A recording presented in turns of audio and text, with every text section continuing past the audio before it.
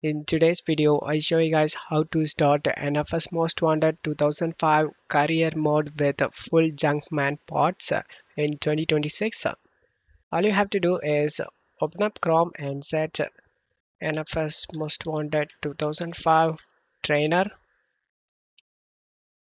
Select this NFS course site. Select the download option. After the download done, select this folder icon. Right click on the downloaded file and select one drawer and select extract to. After the extract done, open the extracted folder and just minimize this and launch the game.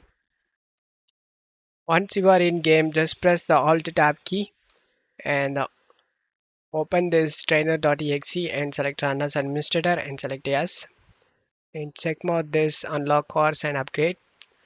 Now in brakes, engine, everything you need to change to 9 in this row.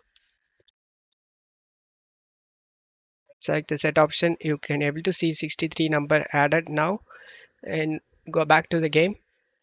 And now the Junkman upgrades gives you a car maximum speed, acceleration, handling and nitro, making it much faster than normal upgrades.